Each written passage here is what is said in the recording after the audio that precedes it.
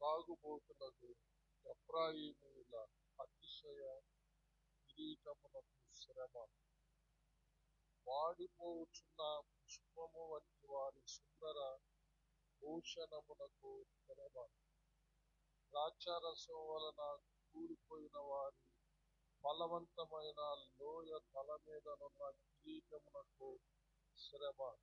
ఆలకించుడి, బల పరాక్రమములు గలవాడొకడు ప్రభువుకు ఉన్నాడు. ప్రచండమైన వడగండ్లును, ప్రచండమైన జలముల ప్రవాహమును, ప్రచండమైన వరదయు కొట్టివేయినట్లు ఆయన తన బలము చేత పడద్రోయువాడు. త్రాగుబోతులకు ఎఫ్రాయిమీయుల అతిశయ కిరీటము కాళ్ళతో త్రొక్కబడును. దేవుడు తన పరిశుద్ధ వాక్యమును మన ఆత్మీయ మేళ నిమిత్తమై మన ఇంటిలో దీవించుగాక. ఆమేన్.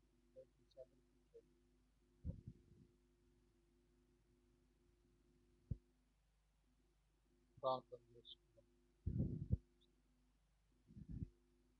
మహాపరిశుద్ధుడు అయిన మా ప్రియ పరలోకపు తండ్రి, దయగలిగిన మా దేవా, మీకు వందనములు, స్తుతులు, స్తోత్రములు చెల్లిస్తున్నాము. దీన దాసుడనైన నన్ను మీ సిలువ చాటున మరుగు చేసుకుని నాతోనూ మా అందరితోనూ మాట్లాడమని క్రీస్తు పేర వేడుకొనుచున్నాము తండ్రి. ఆమేన్. హల్లెలూయా. దేవుడు ఎన్ని వారాలు వాగ్దాన వాక్యంలోని సందేశాన్ని మనకు అనిపిస్తాడో నాకు తెలియదు. వాగ్దాన వాక్యంలో 32వ అధ్యాయము 5వ వచనం, ప్రభు ఇచ్చిన వాక్కు, నా ఆత్మ దగ్గర ఉన్నాడు కనుక మీరు భయపడకుడి. హల్లెలూయా. దేవుని యొక్క ఆత్మ శక్తి, సామర్థ్యాలు, బల పరాక్రమము ఆయా సందర్భాల్లో మనం ధ్యానించుకుంటున్నాం. హల్లెలూయా. దేవుని ఆత్మ లేక క్రీస్తు ఆత్మ లేక పరిశుద్ధ ఆత్మ యొక్క బల పరాక్రమములు, ఆయన శక్తి, సామర్థ్యములు, అలాగే ఆయన ప్రేమ, దయ, కరుణ, కటాక్షాలు, ఆయన యొక్క గుణాతిశయాలు ఎంత ప్రభావవంతమైనవో కొన్ని మనము తెలుసుకోబోతున్నాం. ఎంతకాలం అనిపిస్తే అంతకాలం తెలుసుకుంటాం. హల్లెలూయా. దేవుడు అనంతుడు. హల్లెలూయా. దేవుడు అనంతుడు. ఆయన అందరికీ అందనటువంటి వాడు అనమాట. హల్లెలూయా. ఆయన జ్ఞానం అనంతం. ఆయన జ్ఞానము దాన్ని కొలవలేదు. అనంతం అంటే దాన్ని కొలవలేదు. ఇన్ఫినిటీ, ఇంగ్లీష్లో ఇన్ఫినిటీ అర్థం, అనంతం. అలాగే ఆయన శక్తి అనంతమైనది. ఆయన శక్తి, ఆయన పరాక్రమము అనంతం. అలాగనే ఆయన ఉనికి కూడా అనంతమే. ఆయన ఉనికి ఇక్కడున్నాడు, అక్కడున్నాడని చెప్పడానికి ఆయన సర్వము వ్యాపించి ఉన్నాడు అనమాట. అందుకని అనంతం. ఆయన ఉనికి కూడా చెప్పండి అనంతమే. ఇక్కడికి లిమిట్ చేయడానికి లేదనమాట. పరిశుద్ధాత్ముడు ఇక్కడే ఉన్నారు, లిమిట్ చేయడానికి అన్లిమిటెడ్, అనంతం. హల్లెలూయా. అంటే సర్వము వ్యాపించి ఉన్నవాడు అనమాట. మరి అలాంటి అనంత జ్ఞాని, అనంత శక్తి, అనంత ఉనికి కలిగినటువంటి ఎలా మనము తెలుసుకోగలుగుతామో అది సాధ్యం కానే కాదు. హల్లెలూయా. అది సాధ్యం కాదు. కానీ కొన్ని సందర్భాలను బట్టి మనము కొంత మట్టుకే మనము అర్థం చేసుకోగలుగుతాం అంతే. హల్లెలూయా. అది కూడా నరునాయుసు 80 సంవత్సరాలు, అధిక బలం ఉంటే 80 సంవత్సరాలు. మనం రక్షించబడేటప్పటికే కొన్ని సంవత్సరాలు అయిపోయి ఉంటాయి. అంటే ఒక 20 సంవత్సరాలు, 10 సంవత్సరాలు మన నేను పరిపూర్ణంగా రక్షించబడేటప్పటికి 25 సంవత్సరాలు అయిపోయింది. నా 70 సంవత్సరాల ఆయుష్కాలంలో 25 సంవత్సరాలు అయిపోయింది. ఇంకా 50 సంవత్సరాలు. అప్పుడు నేను చాలా ఆలోచించాల్సి వచ్చింది. నా ఆయుష్కాలము 25 సంవత్సరాలు రక్షణ అనుభవం లేకుండా ఉంటుంది. అందుకని యవనస్తులతో మాట్లాడేటప్పుడు నేను చెప్తాను నా బాధ. 25 సంవత్సరాలు రక్షణ లేనివాడుగా ఉండిపోయాను. అయినా మీరంతా తిన్నా రక్షించబడండి అని యవనస్తులు పిలిచిన బతిలాడి చెప్తా అంటాను అనమాట. ఎందుకంటే నరనాయకు 70 సంవత్సరాలు అధిక బలం ఉంటే 80 సంవత్సరాలు ఇంకా ఏదైనా కృపంటే దేవుడు ఉండాల్సిన అవసరత ఈ భూమి మీద దేవుడు ఉంచాల్సి వస్తే ఉంటాడు అంతవరకు. కానీ ప్రతి ఒక్కరూ 70 సంవత్సరాలు బతుకునేది చాలా గొప్ప సంగతి అనమాట. హల్లెలూయా. ఆ తర్వాత గ్రేస్ పీరియడ్ ఇంకా ఆయన ఉంచాలనుకుంటే ఇస్తాడు, లేదంటే ఆయన తీసేసుకుంటాడు. అయితే ఈ కొద్ది కాలంలో ఏం తెలుసుకోగలుగుతాం మనము? అసలు మనల గురించే మనం తెలుసుకోలేము. మన గురించి మనం తెలుసుకోలేము. ఇతరుల గురించి ఏం తెలుస్తుంది? హృదయాంతరింద్రియములనే మనము చూడలేము. దేవుడు ఒక్కడే హృదయాంతరింద్రియములను చూడగలిగిన దేవుడు. ఈ బిడ్డలకు మా హృదయంలో ఏముందో మీ హృదయాలు, మీ భర్తల హృదయాలు ఏముందో, మీ భార్య హృదయం ఏముందో. ఒకవేళ ఏదైనా తెలుసుకోగలమంటే మనం మాట్లాడితే తెలుసుకుంటాం. హృదయం నిండిన దాన్ని బట్టి నోరు మాట్లాడుతుంది కాబట్టి వాళ్ళ మాటలను బట్టి ఏదో రాష్ట్ర కోసం తెలుసుకోగలం, కానీ మనకు అంత జ్ఞానము లేదన్నమాట. అయితే దేవుడు ఆ జ్ఞానం ఉంచి ఉన్నాడంట, కానీ అది పొందుకోవడానికి అంత మన వయసు సరిపోదంట. చూడండి ఒకసారి ప్రసంగి గ్రంథంలో 3వ అధ్యాయంలో మాట రాసినారు చక్కగా. మొదటి నుంచి చదువుతారు. ప్రతిదానికి సమయం కలదు, ఆకాశం కింద ప్రతి ప్రయత్నమునకు సమయం కలదు. పుట్టుటకు, చచ్చుటకు, నాటుటకు, నాటబడిన దాన్ని పెరికివేయుటకు, చంపుటకు, బాగు చేయుటకు, పడగొట్టుటకు, కట్టుటకు, ఏడ్చుటకు, నవ్వుటకు, దుఃఖించుటకు, నాట్యమాడుటకు, రాళ్లను పారవేయుటకు, రాళ్లను కుప్పవేయుటకు, కౌగలించుట మానుటకు, వెదకుటకు, పోగొట్టుకొనుటకు, దాచుకొనుటకు, పారవేయుటకు, చింపుటకు, కుట్టుటకు, మౌనంగా ఉండుటకు, మాట్లాడుటకు, ప్రేమించుటకు, ద్వేషించుటకు, యుద్ధము చేయుటకు, సమాధానపడుటకు, కష్టపడిన వారికి తమ కష్టం వలన వచ్చిన లాభం ఏమి? నరులు అభ్యాసం పొందవలనని దేవుడు వారికి పెట్టిన కష్టానుభవం నేను చూచుతిని. దేని కాలమునందు అది చక్కగా ఉండునట్లు సమస్తమును ఆయన నియమించి ఉన్నాడు. చూడండి ఇక్కడ నుంచి, ఆయన శాశ్వత కాల జ్ఞానమును నరుల హృదయమందుంచి ఉన్నాడు గాని దేవుడి చేయి క్రియలను పరిశీలనగా తెలుసుకొనుటకు అది చాలదు. చూసారా? అర్థమైందా? ఎక్కడైనా ఇప్పుడైనా అర్థమైందా? దేవుడైతే శాశ్వత కాల జ్ఞానమును నరుల హృదయమందుంచి ఉన్నాడు గాని దేవుడి చేయి క్రియలను పరిశీలనగా తెలుసుకొనుటకు అది చాలదు. మన వయసు చాలదు. దేవుడు మనకి ఇచ్చిన శాశ్వత కాల జ్ఞానం ద్వారా కూడా మనము తెలుసుకోలేము. ఏదో దేవుడు తెలియజేసినంత మటుకు తెలుసుకొని ఆయనను మహింపరుస్తూ మన జీవితంలో జాగ్రత్తగా మన శుక్రవారం విన్న ప్రకారము భయము భక్తి కలిగి మనము జీవించాల. కబులు కొట్టి దేవుడిని మహింపరుస్తాం. హల్లెలూయా. శుక్రవారం ఎంతమంది వచ్చారు? చేతులు ఎత్తి చూడచ్చా? మిగతా వాళ్ళు కొన్ని అమూల్యమైన సత్యాలు మీరు తెలుసుకోలేకపోతున్నారు శుక్రవారం రానందు వల్ల. ఆదివారం సందేశాలు వేరే, శుక్రవారం సందేశాలు వేరే. కష్టాల్లో దేవునికి సన్నిధికి బతిలాడుకుంటాము, భయంతో దేవుని సన్నిధి పరిగెత్తుతాం. బాధల్లో, కష్టాల్లో, ప్రాణాపాయాల్లో సైతాను దురాత్మలు పడి పీడించడానికి పరిగెస్తున్నాం. అది కాదు, అసలు దేవుడు అంటేనే భయము భక్తి కలిగి ఆయన ఎదుట మనము ఆయన మాట విని వణికే వాళ్ళుగా ఉన్నప్పుడు ఆయన వారిని చూస్తాడని, చూడటమే కాదు ఆయన అన్ని చూచుకుంటాడని మనం నేర్చుకున్నాం కదా. డబ్బులు కొట్టి దేవుడు. హల్లెలూయా. కాబట్టి దేవుణ్ణి పరిశీలనగా తెలుసుకోవడానికి మన ఆయుస్సు చాలదు, మనకు అనుగ్రహించబడిన జ్ఞానం కూడా చాలదు. ఎంతవరకు మనం తెలుసుకోగలము అంత మనకు తెలియపరచబడుతుంది. ఆ తెలియపరచబడిన జ్ఞానానుసారంగా మనము జాగ్రత్తగా భయము భక్తితో నడవాలి.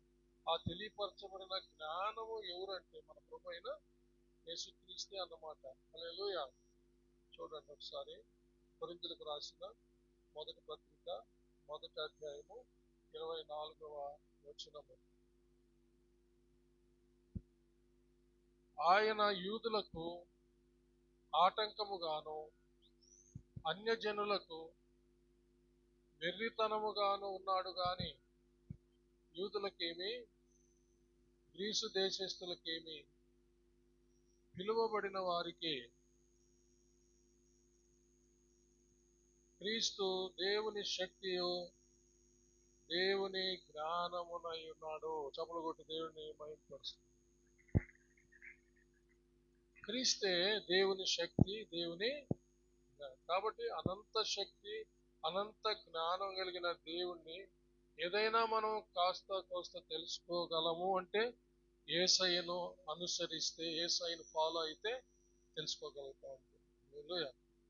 హలో, యేసు ప్రభువుని వెంబడిస్తే, ఆయన అనుసరిస్తే అప్పుడు మనకు దేవుని జ్ఞానము, దేవుని శక్తి, దేవుని యొక్క స్వభావము, దేవుని యొక్క ఉనికి, అనంతుడైన దేవుడు ఏదో కొద్ది అయినా మనకు అవగాహన అవుతుంది, అర్థమవుతుంది. మనము దేవుని యొక్క ప్రియ కుమారుడు, మన ప్రియ ప్రభు అయిన యేసయ్యను ఫాలో అయితే అదే మనము ఆయనే తీసుకెళ్ళిపోతాడు అంతే. హల్లెలూయా. ఎక్కడికి? పరలోకానికి. ఎందుకని? ప్రభువే చెప్పాడు కదా. యోహాను సువార్త 14వ అధ్యాయము 6వ వచనంలో ప్రభువు చెప్పిన మాట. యేసయ్య చెప్తున్నాడు, నేనే మార్గమును సత్యమును జీవమును, నా ద్వారానే తప్ప చూసారా ఎవడును తండ్రి యొద్దకు రా.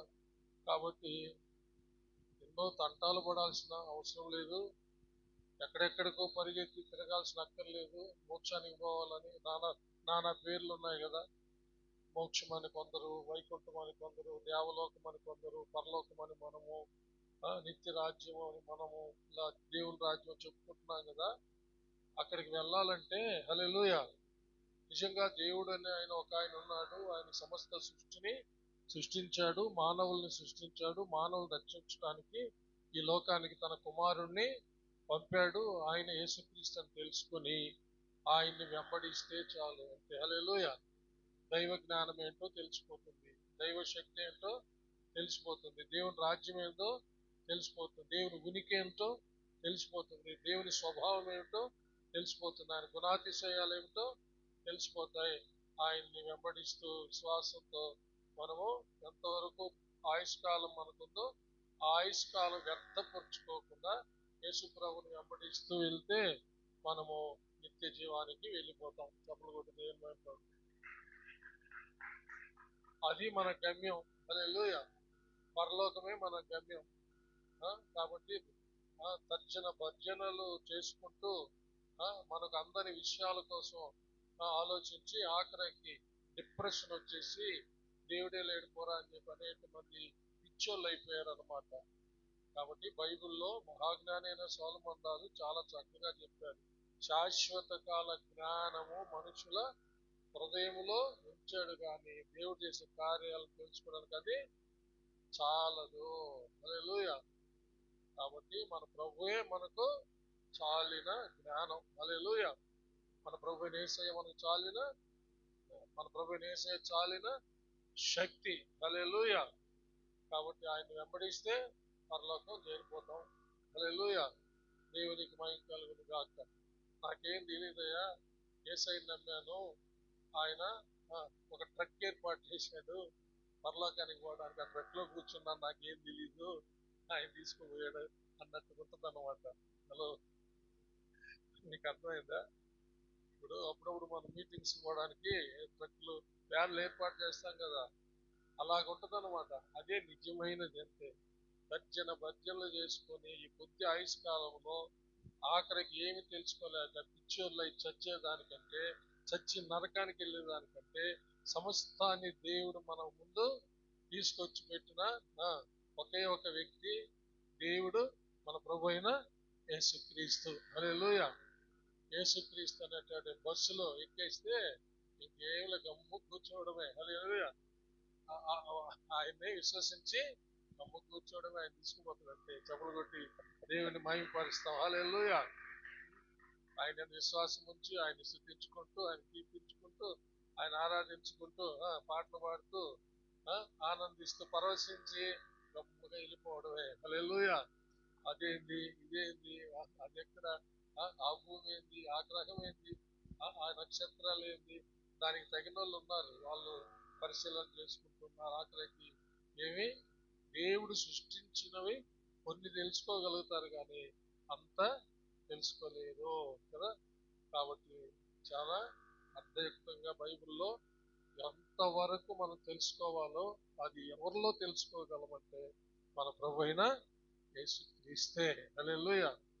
యేసుక్రీస్తును పంపిన తండ్రి అయిన దేవుడు అన్నమాట. హల్లెలూయా. అందుకనే మనము యేసు ప్రభువుని ఎరిగితే, యేసు ప్రభువుని పంపిన తండ్రిని ఎరిగితే చాలు, నిత్య జీవం అని బైబిల్ చెప్తుంది. ఒకసారి చదవండి, యోహాను సువార్త 17వ అధ్యాయము 3వ వచనం చదవండి. అద్వితీయ సత్య దేవుడవైన నిన్నును నీవు పంపిన యేసు క్రీస్తును ఎరుగుటయే నిత్య జీవము. చూసారా, ఎంత వెరీ సింపుల్ థింగ్. హల్లెలూయా. మీకు అర్థమైందా? అంటే అంతా చేసి పెట్టాడు అనమాట. ఎవరిలో? మన ప్రభు అయినా. అంతే, ఆయన్ని గుడ్డిగా ఫాలో అవడమే. హల్లెలూయా. యేసు ప్రభువుని గుడ్డిగా ఫాలో అవడం. ఎందుకంటే అన్నీ ఆయనలోనే చేసి పెట్టేశాడు అనమాట. హల్లెలూయా. ఆయనే సర్వస్వం, ఆయనే సమస్తం. హల్లెలూయా. ఆయనే మార్గం, ఆయనే సత్యం, ఆయనే జీవం. కాబట్టి విశ్వాసంలో కర్తయు దాన్ని కొనసాగించువాడైన యేసయ్య వైపు చూస్తూ మన ప్రయాణం సాగడమే. హల్లెలూయా. మరి ఎట్ట బ్రతకాలి అంటే యేసయ్యలాగా బ్రతకాలంటే. హల్లెలూయా. ఎట్ట బ్రతకాలా, ఎట్ట జీవించాలా? యేసయ్య ఏం చెప్పాడో దాన్ని చేసుకొని బ్రతకడం అంతే. హల్లెలూయా. చప్పులు కూడా దేని మహిమపడతాం. ప్రైజ్ అలా. ఎవడన్నా ఒక పిల్లవాడికి ఉద్యోగం వచ్చిందనుకో, ఆ జాబ్ వచ్చింది, దాని గురించి నాకేం తెలియదు అని ఎక్కడైనా భయపడతా మాట్లాడుతున్నాడు అనుకోండి, కొంచెం ఆలోచన ఎదిగినోడు ఏం చెప్తాడు చెప్పండి?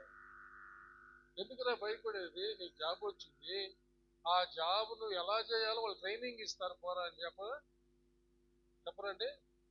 హలో, చెప్పరా? వాళ్ళు దానికి ట్రైనింగ్ ఇస్తారు, పోరా. నువ్వు భయపడతావు? జాబ్ వచ్చింది, సంతోషపడు. అది ఎట్ట చేయాలని చెప్పి నేను చేయలేను, నాకు తెలియదు అని అంటే అక్కడ నీకు దానికి సంబంధించిన ట్రైనింగ్ ఇస్తారు, పో అని. అంతేనా కాదు? చెప్పండి అండి ఒకరో కొంచెము. కాబట్టి యేసయ్యని వెంబడించ నాకు తెలియదు ఎట్ట ఎవరంటే నీకు ట్రైనింగ్ ఇస్తారు, పో. చప్పలు కొడు దేని బయట. ఆ ట్రైనింగ్ ఇచ్చేదానికే ఇప్పుడు మన మధ్య పరిశుద్ధాత్మ దేవుడు ఉండేది. హల్లెలూయా.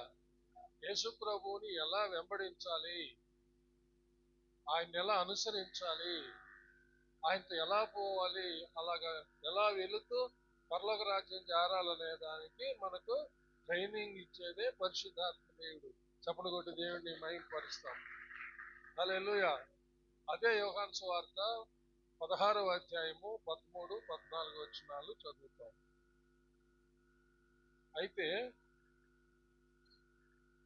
అయితే ఆయన అనగా సత్య స్వరూపైన ఆత్మ వచ్చినప్పుడు మిమ్మను సర్వ సత్యములోనికి నడిపించును. ఆయన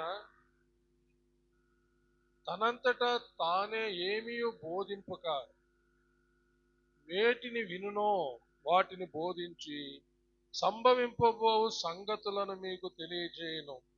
ఆయన నా వాటిలోనివి తీసుకొని మీకు తెలియజేయను గనుక నన్ను మహిమపరచును. చూసారా? హల్లెలూయా. యేసు ప్రభు పరిశుద్ధాత్మల గురించి తెలియజేసిన సంగతులు ఇవి. యేసు ప్రభు పరలోకానికి వెళ్ళిపోయిన తర్వాత మన కొరకు పంపబడినటువంటి పరిశుద్ధాత్మ దేవుడు ఏం చేస్తాడు అంటే మనల్ని సర్వసత్యంలోకి నడిపిస్తాడు. అంటే ఎవరిని మాదిరిగా పెట్టుకొని ఎవరి సంగతులు చెప్తూ నడిపిస్తాడు? యేసయ్య బోధించినవే. హల్లెలూయా. ఎవరు బోధించినవి? తనంతట తాను ఏమీ బోధించడంట. ఉందా మాట మీ బైబిల్లో? తనంతట తాను ఏమీ, మీకు తెలుసా తండ్రి ఎంత పవర్ఫుల్లో, యేసు ప్రభు ఎంత, కుమారుడు ఎంత పవర్ఫుల్లో, పరిశుద్ధాత్మ దేవుడు కూడా అంతే పవర్ఫుల్ అన్నమాట. హల్లెలూయా. తండ్రి ఎంత అనంతుడో కుమారుడు అంత అనంతుడు. హల్లెలూయా. పరిశుద్ధాత్ముడు కూడా అనంతుడు. తండ్రి ఎంత అనంత శక్తి గలవాడో కుమారుడు అంత అనంత శక్తి గలవాడు. పరిశుద్ధాత్మ దేవుడు కూడా అనంత శక్తి గలవాడు. అయినా ఇక్కడ చూడండి ఏమంటున్నాడు? ప్రభు బోధించినవి తప్ప తనంతట తాను ఏమి కూడా బోధించలేదు. అంటే అవసరమైంది ఏంటప్పుడు? యేసు ప్రభు బోధించాల్సినవి, మనకు అవసరమైనవన్నీ ఆయన, చెప్పండి, వెరీ గుడ్. కొంతమంది చెబుతున్నారు ఆయన బోధించేసాడు, ఇంకా అవసరం లేదు ఏది కూడా. హలో, అవసరం లేదు. మనమేమి కల్పనా కథల్లో చెప్పి సంఘాన్ని మెప్పించాల్సిన అక్కర్లేదు. ఎంతసేపటికి ఏమింటారా, అదే చెప్పుకుంటుంటారు అని చెప్పి అంటుంటారు. మనకు అవసరమైనది యేసయ్య కాబట్టి యేసయ్య గురించి చెప్పుకోవాలా, యేసయ్యలాగా తయారవ్వాలన్నమాట. హల్లెలూయా. చప్పట్లు కొట్టి దేవుని మహిమపడతారు. ఈ సంఘం అనేది ఒక ట్రైనింగ్ సెంటర్ అనుకోవాలి. ఒక ట్రైనింగ్ సెంటర్. యేసయ్యలాగా మనలను ట్రైన్ చేసింది అనమాట. హల్లెలూయా. యేసయ్యలాగా మనలను తయారు చేసేది. హల్లెలూయా. లేదా ప్రయోగశాల అంటాం. హల్లెలూయా. యేసయ్యలాగా తయారు చేసేది అనమాట. యేసయ్యలాగా తయారైతేనే రేపు యేసయ్యతో కూడా పరలోక రాజ్యంలో మనం ఉంటాం, అంతే. హల్లెలూయా. అదే మన గమ్యం. హలో, ఈ లోకంలో మనం యాత్రికులం, ప్రయాణం చేస్తున్నాం. ఈ భూలోకం శాశ్వతం కాదు, మన ఇండ్లు శాశ్వతం కాదు, మన డబ్బు శాశ్వతం కాదు, మన ధనధాన్యాలు శాశ్వతం కాదు, మన సంబంధ బాంధవ్యాలు శాశ్వతం కాదు. అన్ని తెంచుకొని ఒకరోజు వెళ్ళిపోవాలా. వెళ్ళిపోయినప్పుడు ఎక్కడ పోతాము అంటే మోక్షానికి పోవాలా, నిత్య రాజ్యానికి పోవాలి, పరలోకానికి పోవాలా. వెళ్ళాలంటే ఈ భూమి మీద ఉన్నప్పుడే మనము యేసయ్యలాగా తయారవ్వాలి. హల్లెలూయా. యేసయ్యలాగా తయారవ్వాలి. అలా తయారు చేసే దేవుడు అంటే పరిశుద్ధాత్మ దేవుడే. హల్లెలూయా. అందుకని ఆయన తనంతట తాను చెప్పగలిగిన శక్తి, సామర్థ్యము, జ్ఞానం ఉన్నప్పటికీ ఆయన యేసు ప్రభు బోధించాల్సినవి ఆయన బోధించేశాడు కాబట్టి వాటిల్లోనివే తీసి మనకు బోధించి యేసు ప్రభు లాగా మనలను తయారు చేస్తాడు అనమాట. హల్లెలూయా. అర్థమవుతుందా? దేవునికి మహిమ కలుగును గాక. కాబట్టి మనం దేనికి భయపడాల్సిన అక్కర్లేదు. నిజంగా మనము పరిశుద్ధాత్మ దేవుణ్ణి అనుసరిస్తే, హల్లెలూయా, ఆయన నడిపిస్తున్న ప్రకారము యేసయ్యను అడుగుజాడలో మనము నడిస్తే మనలను క్షేమంగా దేవుడు మన జీవిత అంతములో మనలను మోక్షానికి చేర్చేస్తాడు. చప్పుడు కొట్టి దేవుని మహిమ కలుగును గాక. హల్లెలూయా. ఒకవేళ సంఘం ఎత్తబడే సమయానికి నీవు నేను బ్రతికంటూ ఉంటే, హల్లెలూయా, క్రీస్తు సంఘము ఎత్తబడేటప్పటికి మనము బ్రతికంటూ ఉంటే మనలను పాపం చేసి కోల్పోయినటువంటి ఆ దైవ పోలిక, ఆ దైవ స్వరూపంలోనికి మారుస్తున్న పరిశుద్ధాత్మ దేవుడే మనలను యేసయ్య దగ్గరకు మధ్యాకాశానికి తీసుకెళ్లిపోతాడు అన్నమాట. చప్పులు కొట్టి దేవుని మహిమపడతాడు. అంటే మనల్ని యేసయ్యలాగా తయారు చేసి యేసయ్య దగ్గరికి తీసుకుపోయేది కూడా పరిశుద్ధాత్మ దేవుడే. చప్పులు కొట్టి దేవుని మహిమపడతాడు. యేసయ్యలాగా తయారు చేసేది ఆయనే. ఒకవేళ యేసయ్య మధ్యాకాశానికి పెండ్లి కుమారుడిగా వచ్చేటప్పటికే భూమి మీద మనం బ్రతుకుంటే సంఘంలో మనలను యేసయ్య దగ్గరికి తీసుకుపోయేది కూడా ఆయనే. హల్లెలూయా. నేను ఎట్టపోతానో ఏం పోతానో ఎందుకు, ఈ భయాలు అక్కర్లేదు అసలు. రక్షణ బాప్తిసం పొందిన తర్వాత యేసయ్య అడుగుజాడల్లో పరిశుద్ధాత్మ నడిపించిన ప్రకారం నడుస్తున్నప్పుడు భయపడాల్సిన అక్కరే లేదు. హల్లెలూయా. ఒకవేళ ఏదైనా నిన్ను హతసాక్షి అవ్వాలని దేవుడు నియమించుంటే హతసాక్షి అయ్యేదానికి కూడా సంతోషంగా హతసాక్షి అయ్యేదానికి సిద్ధపడ్డం. ఎందుకంటే ఇక్కడ హతసాక్షి అవ్వడం, ఆత్మదేవుడు నీ ఆత్మను తీసుకొని పెండ్లి కుమారుడు దగ్గరికి వెళ్ళిపోవడం. చప్పులు కొట్టి దేవుని మహిమ. హల్లెలూయా. అందుకని మనం చూస్తున్నాం కదా, హతసాక్షులు అయ్యే వాళ్ళంతా ఏ మాత్రం జంకకుండా భయపడకుండా కాలుస్తారా, కాల్ చేయండి, యేసయ్యే దేవుడు, యేసయ్యే రక్షకుడు, కాల్ చేస్తారా, కాల్ చేస్తానంటున్నాగా, కాల్ చేయి, ఇప్పుడే వెళ్ళిపోతాను ఆ దేవుడి కాడికి. ఎక్కడిది అంత విశ్వాసము, నిరీక్షణ? వాళ్ళు ఎరిగారు ఆయన్ని. చప్పులు కూడా దేవుని మహిమ పెడతారు. వాళ్ళు సత్యం తెలుసుకున్నారు. హలో, చప్పులు కూడా దేవుని మహిమ పెడతారు. కాబట్టి మనము ఈ భూమి మీద ఉండడం అనేది ఇది కొంతకాలం మట్టుకే. హల్లెలూయా. మన అసలైనటువంటి చోటు దేవుని యొక్క రాజ్యం. హల్లెలూయా. కాబట్టి అక్కడికి మనము ప్రయాణం చేస్తూ ఉన్నాము. ఆత్మదేవుడు మనలను నడిపిస్తూ ఉన్నాడు. కొరింథీయులకు రాసిన 2వ పత్రిక 3వ అధ్యాయము 16, 17 వచనాలు చదువు.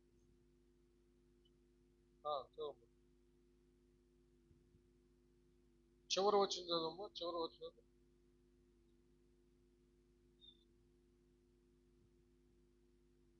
నిదానంగా చదువు. నిదానంగా చదువు అంటే మొదటి నేను చదవమని. మనమందరమును ముసుకులేని ముఖముతో ప్రభు యొక్క మహిమను అద్దము వలె ప్రతిఫలింపచేయచ్చు మహిమ నుండి అధిక మహిమను పొందుచు ప్రభువగు ఆత్మ చేత ఆ పోలికగానే మార్చబడుచున్నాము. హల్లెలూయా. చూసారా? కాబట్టి మనలో మన మధ్య పరిశుద్ధాత్మ దేవుడు ఉన్నాడు. మనం భయపడాల్సిన అక్కర్లేదు. ఆయన మనలను ఆ పోలికంటే, దేవుడు మానవుణ్ణి సృష్టించాడు కదా. మొదట ఏ పోలికలో సృష్టించాడు? నరులను దేవుడు సృష్టించినప్పుడు తండ్రి కుమార పరిశుద్ధాత్మలు మాట్లాడుకున్నారంట. హల్లెలూయా. ఆదికాండము 1వ అధ్యాయము 26వ వచనం. దేవుడు చూసారా, మన స్వరూపమందు మన పోలిక చొప్పున నరులను చేయుదుము. చప్పలు కొట్టి దేవుని మహిమ. మనము అంటే అక్కడ ఎవరంటే తండ్రి అయిన దేవుడు, కుమారుడైన దేవుడు, పరిశుద్ధాత్మ దేవుడు, ముగ్గురు మాట్లాడుకుంటున్నారు. మన స్వరూపములో మన పోలిక చొప్పున నరులను చేస్తుంది. నీకు తెలుసా మనం ఎవరు పోలిక? హల్లెలూయా. చప్పలు కొట్టాలి. ఈ భూమి మీద ఎన్నో రూపాలు ఉన్నాయి, ఎన్నో స్వరూపాలు ఉన్నాయి. ఈ భూమి మీద దేవుడు సృష్టించిన సమస్తములో దేవుని పోలిక, దేవుని స్వరూపం ఎవరంటే నీవు, నేను, మనమే. లోకంలో ఉన్న ప్రజలంతా చప్పలు కొట్టి, లోకంలో ఉన్న ప్రజలంతా దేవునికి మహిమ కలుగును గాక. అయితే ఆదామవులు పాపం చేసి ఆ పోలికను పోగొట్టుకున్నారు. ఆ దైవ పోలిక, దైవ స్వరూపాన్ని పోగొట్టుకున్నారు. అయితే దేవుని సొంత కుమారుడైన యేసుక్రీస్తు ఈ లోకానికి మానవుడిగా వచ్చి ఆయన మనం పోగొట్టుకున్నటువంటి స్వరూపాన్ని, సొగసును, పోలికను ఆయన సిలువలో మన కోసం ధారబోసి ఆయన విశ్వసించిన వాళ్ళందరికీ తన ఆత్మ ద్వారా మరలా ఆ పోలిక, ఆ స్వరూపాన్ని ధరింపజేశాడు. చప్పులు కొట్టి దేవుడిని మహిమ పరుస్తాం. హల్లెలూయా. అర్థమైందా? హల్లెలూయా. యెషయా గ్రంథం 53వ అధ్యాయంలో ఆయన మన కోసం ఆయన సొగసు స్వరూపాన్ని ఆయన ధారబోచాడని అక్కడ రాయబడింది. 2వ వచనం. లేత మొక్క వలెను, ఎండిన భూమిలో మొలిచిన మొక్క వలెను అతడు ఆయన ఎదుట పెరిగెను. అతనికి స్వరూపమైనను సొగసైనను లేదు. మనం అతన్ని చూచి అపేక్షించున్నట్లు అతని యందు స్వరూపము లేదు. అతడు తృణీకరింపబడిన వాడు ఆయను, మనుషుల వలన విసర్జింపబడిన వాడును, వ్యసనాక్రాంతుడుగాను, వ్యాధిని అనుభవించిన వాడుగాను, మనుషుల చూడనొల్లని వాడుగాను ఉండెను. అతడు త్రీకరింపబడిన వాడు గనక మనం అతన్ని ఎన్నిక చేయకపోతుంది. చూసారా, ఎండిన భూమిలో మొలిచిన లేత మొక్క వలె ప్రభు మొలిచాడు ఈ లోకంలో, నీ కోసం నా కోసం. హల్లెలూయా. పాపం చేసి ఎండిపోయి, అంటే జీవాన్ని కోల్పోయినటువంటి మానవాళ్ళని రక్షించడానికి పాపం చేసి ఎండిపోయిన శాపగ్రస్తులైనటువంటి లోకంలో దేవుడు తన కుమారుని యేసు క్రీస్తును ఒక లేత మొక్కగా, అనగా జీవం. లేత మొక్క దేనికి సూచన అంటే జీవం. హల్లెలూయా. యేసు ప్రభు అన్నాడు కదా, నేనే జీవము. హల్లెలూయా. కాబట్టి ఆ లేత మొక్క జీవాన్ని చూపిస్తుంది. ఎండిన భూమి శాపాన్ని చూపిస్తా ఉంది. పాప శాపాలు కలిగిన మానవులను రక్షించటానికి ఒక లేత మొక్కగా, జీవముగా ఆయన లోకంలో పుట్టాడు. ఆయన పుట్టినప్పుడు చాలా సొగసుగా, సౌందర్యంగా ఉన్నాడంట. అదే దేవుని పోలిక, దేవుని ఆ స్వరూపం. 45వ కీర్తన 2వ వచనంలో ఆయన ఎంత సొగసైన వాడో, సౌందర్యవంతుడో అక్కడ కీర్తనకారుడు రాస్తున్నాడు. ఒకసారి చదవండి. నరుల కంటే నీవు అతి సుందరుడు అయి ఉన్నావు. నీ పెదవుల మీద దయారసము పోయబడి ఉన్నది. కావున దేవుడు నిత్యము నిన్ను ఆశీర్వదించును. చప్పలు కొట్టి దేవుని మహిమపడు. హల్లెలూయా. నరుల కంటే అతి సుందరుడుగా ఉన్నాడు. అదే దైవ పోలిక, దైవ స్వరూపం. హల్లెలూయా. అది కలువరి శిలువలో ప్రభు ఎలాడినప్పుడు ఆ స్వరూపం పోయిందంట. స్వరూపం లేదు, సొగుసు లేదు, ఆ సౌందర్యం, ఆ సొగుసు, ఆ రూపం, ఆ పోలిక లేదు. ఏమైందంటే పాపం చేసి దేవుని పోలిక, దేవుని స్వరూపాన్ని పోగొట్టుకున్న నీ కోసం నా కోసం శిలువలో ఆయన ధారపోసి. హల్లెలూయా. పాపం చేసి జీవాన్ని కోల్పోయిన నీ కోసం నా కోసం ఆయన జీవమంతా ధారపోసాడు అన్నమాట. జీవం అంటే రక్తం, జీవం అంటే రక్తం. అందుకనే కడబొట్టు వరకు ఆయన జీవాన్ని ధారపోసి ఆయన ఎండిన మనలను చిగురింపజేయడానికి ఆయన ఎండిన చల్ల పెంకులాగా అయిపోయాడంట. ఎండిన కలువరి శిలువ నీ కోసం నా కోసం. అంటే తిరిగి మనలను ఆ జీవంలోనికి, అంటే దేవుని జీవంలోనికి, ఆ పోలికలోనికి, ఆ స్వరూపంలోనికి తీసుకొని రావడానికి క్రీస్తు కలువరి శిలువలో అంత వికారమైన రూపం అయిపోయాడు. ఆఖరికి ఎండిన చిల్ల పెంకులాగా అయిపోయాడు. కీర్తన 22వ కీర్తన 15వ వచనాన్ని చదివితే మనకు అక్కడ అర్థమవుతుంది. నా బలము ఎండిపోయి చిల్ల పెంకువల ఆయను. చప్పలు కొట్టు దేవుణ్ణి మహిమపరుస్తాం. హల్లెలూయా. ఓ రబాబా షక్కబరబర. గట్టిగా చప్పలు కొట్టాలి. నీకోసం నా కోసం ప్రియులరా. హల్లెలూయా. ఎండిన చిల్ల పెంకైపోయాడు తెలుసా. పాపం చేసి శాపగ్రస్తులమై జీవాన్ని కోల్పోయి ఎండిపోయిన మన బ్రతుకుల్లో, ఎండి బద్దలైన నేల వలె ఉన్నటువంటి మన బ్రతుకుల్లో ఆయన జీవమై, హల్లెలూయా, ఆయన రక్తాన్ని కడబొట్టు వరకు కార్చి ఆయన కలువరి శిలువలో ఎండిన చిల్ల పెంకులాగా ఉన్నాడు. ఏమీ లేదు, జీవము లేదు, రక్తము లేదు, నీళ్లు లేవు. మనకు తెలుసు కదా ఆయన చచ్చాడా లేదని. ఆఖరణ ఆయన చివరిగా తలవాల్చి, తండ్రి నా ఆత్మను నీ చేతికి అప్పగిస్తున్నానని తల వంచి చనిపోయాడు. భూమి బద్దలైంది. సమాధుల్లో ఉన్న వాళ్ళు బయటికి వచ్చేసారు. హల్లెలూయా. సూర్యుడు చీకటి గమ్మాడు. భయంకరమైన ఆశ్చర్య కార్యాలు జరిగాయి. అప్పుడు ఒక బంటు బల్లెము తీసుకొని ఒక సిపాయి చచ్చాడా లేదని చెప్పి డొక్కలో పొడిచాడు పక్కలో. చివరగా ఉన్నటువంటి రక్తము, నీళ్లు కూడా కారిపోయినాయి. హల్లెలూయా. చప్పలు కొట్టి దేవుని మహిమపడతాం. ఏమీ లేదు, నీళ్లు లేవు, రక్తము లేదు. నీకోసం నా కోసం ఆయన కడబొట్టు వరకు రక్తాన్ని కార్చి ఎండిపోయిన మన బ్రతుకును ఆయన జీవంతో నింపాడు. హల్లెలూయా. ఆ విధంగా ప్రభు మనలను రక్షించి తన ఆత్మ ద్వారా, హల్లెలూయా, ఆ పోలికలోనికి, ఆ స్వరూపంలోనికి సంపూర్ణం చేస్తున్నాడు అనమాట. హల్లెలూయా. చప్పలు కొట్టి దేవుని మహిమపడతాం. హల్లెలూయా. యేసు ప్రభు ద్వారా అంద సౌందర్యాలు ఆరంభమైతే, హల్లెలూయా, దాన్ని సంపూర్ణం చేసి ఆయన దగ్గరికి తీసుకోబోయేది ఎవరంటే దేవుని ఆత్మ లేక పరిశుద్ధ ఆత్మ. పరిశుద్ధులు సంపూర్ణులు అవ్వాలి కదా, ఆ కార్యం చేసేది పరిశుద్ధాత్మ దేవుడే. హల్లెలూయా. ఎఫెసీ పత్రిక 4వ అధ్యాయము 12వ వచనం చదవండి.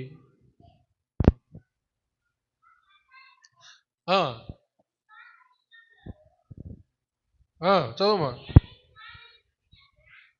పరిశుద్ధులు సంపూర్ణులగుటకు అనే వచనం చదువు.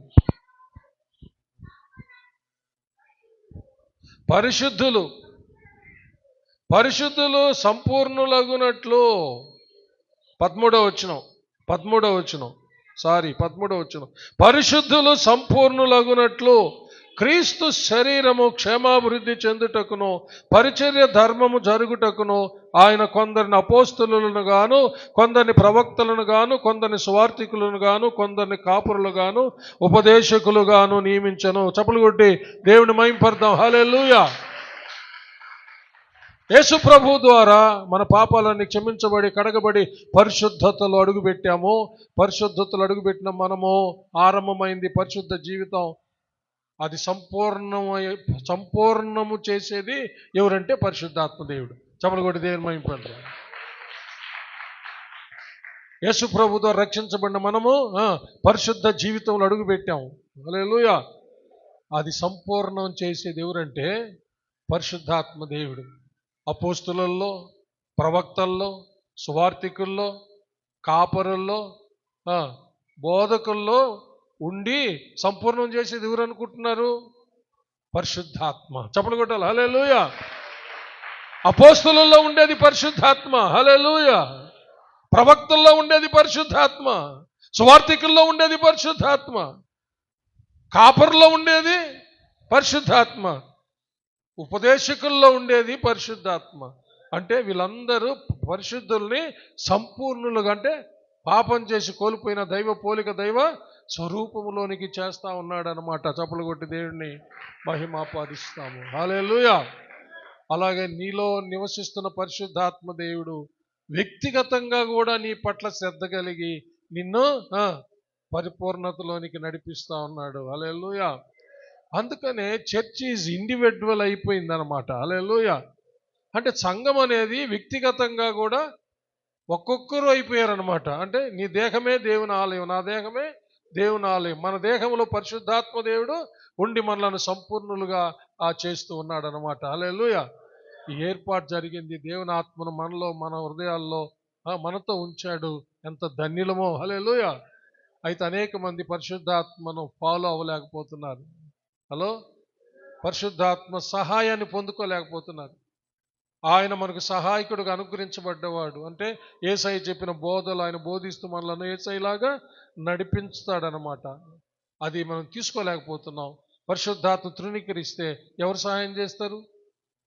అర్థమైందా? కాబట్టి పరిశుద్ధాత్మ దేవుడిని మనకు అనుగ్రహించాడు. యేసయ్య బోధలు మనకు నేర్పిస్తూ యేసయ్యలాగా మార్చడానికి, యేసయ్యలాగా రూపాంతరపరచడానికి. హల్లెలూయా. అందుకని మనము దేవుని ఆత్మ మన మధ్యలో ఉన్నాడు కాబట్టి మనం భయపడాల్సిన అక్కర్లేదు. మనలను ఆయన సంపూర్ణంగా చేసి దేవుని యొక్క సన్నిధికి మనలను ఆయన తీసుకొని వెళ్తాడు. చప్పలు కొట్టి దేవుణ్ణి మహిమపరుస్తాం. హల్లెలూయా. ఆ రోజు ఆ వాగ్దానం చెప్పిన సందర్భం ఏమిటంటే దేవాలయాన్ని కట్టే సందర్భం అది. హల్లెలూయా. ఏం కట్టే సందర్భం? దేవాలయాన్ని కట్టే సందర్భం. ఇప్పుడు మనం మాట్లాడుకుంటున్నది మన దేహం అనే దేవాలయాన్ని కట్టే సందర్భం. చప్పలు కొట్టి దేవుని మహిమపడతాం. ఆనాడు జెరుబ్బాబెలు ద్వారా పైరాయి తీసి పెట్టించి అతని చేతుల ద్వారా దేవాలయం పనిని ముగించాడు. హల్లెలూయా. అలాగే ఇప్పుడు నిన్ను నన్ను పరిశుద్ధాత్మ ద్వారా దేవుని పోలిక దేవుని స్వరూపంలోనికి మనల్ని సంపూర్ణంగా కట్టి ముగిస్తాడు. అంతే. హల్లెలూయా. చప్పలు కొట్టి దేవుని మహిమపడతాం. Praise God.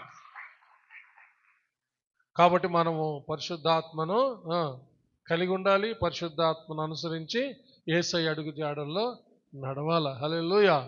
దేవుడటి కృప మనకందరికీ తన ఆత్మ ద్వారా అనుగ్రహించునుగాక.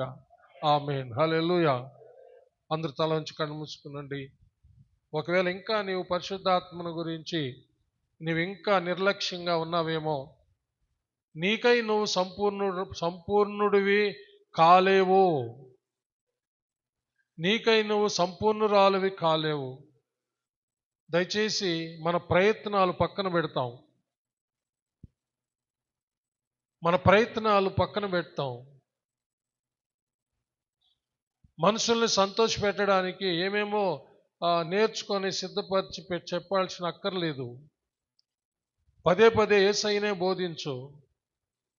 పరిశుద్ధాత్మ దేవుడు ఆ పనిలో ఉన్నాడు. పరిశుద్ధాత్మకు చోటి నీవు. ఒకవేళ సేవకులైతే పరిశుద్ధాత్మను నీవు ఆహ్వానించుకో. ఆయన మాట్లాడేదానికి నీ నోరు అభ్యంతరం చెప్పబాక. ఆయన మాట్లాడుతుండగా నోరు తెరు. మనకు సహాయకుడు ఆయనే. మనం తెలుసుకోవాల్సింది పరిశుద్ధాత్మ దేవుడు తెలియజేస్తాడు. ఆయన ఏర్పరచుకున్న సేవకుల్లో నుంచి మాట్లాడి ఆయన సంపూర్ణులు చేస్తాడు.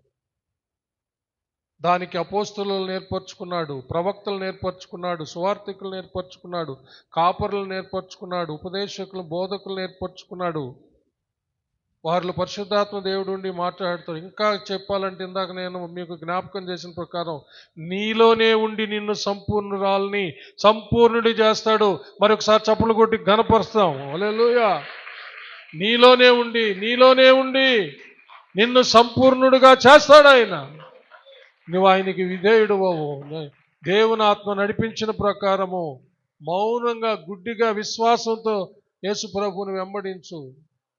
ఆత్మ నడిపించిన ప్రకారము నువ్వు యేసు ప్రభువుని వెంబడించు. అంతే. నాకేమి తెలియదని నువ్వు ఏం చింతపడాల్సిన అక్కర్లేదు. తెలియజేయాల్సిందంతా తెలియజేయబడింది. ఆ ప్రకారం నడిపించేదానికి పరిశుద్ధాత్మ దేవుడు ఉన్నాడు. తెలియచేసుకోవాల్సిన వ్యక్తి తెలుసుకున్న యేసు ప్రభువుని ఆయన అనుసరించడమే నిత్య జీవం. అంతే, ఆయన తెలుసుకోవడమే. హల్లెలూయా. రబబబబబ శబరబబ. ప్రార్థించుకుందాము.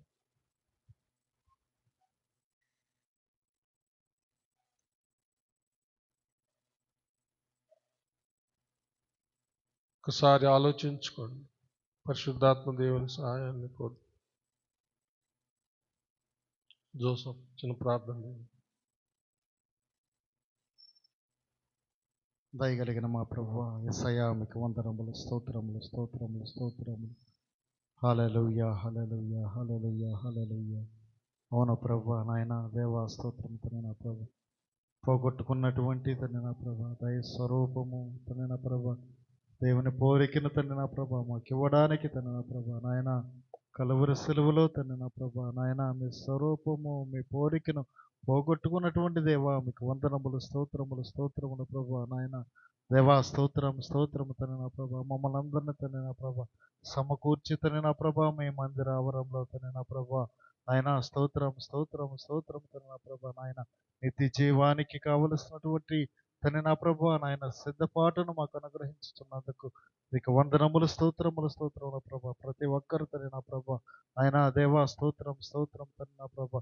మీరు ఇచ్చినటువంటి తండ్రి నా ప్రభా సౌరూప్యం కలిగినటువంటి వారమై తండ్రి నా ప్రభా వధువైనటువంటి సంఘముగా ఎత్తబడే సంఘములో ఎత్తబడి ఉండడానికి తండ్రి నా ప్రభా ప్రతి ఒక్కరిని తండ్రి నా ప్రభా వ్యక్తిగతంగా తండ్రి నా ప్రభా నాయన మీ యొక్క ఆలయముగా చేసుకుంటున్నందుకు మీకు వందనములు, స్తోత్రములు, స్తోత్రములు ప్రభా.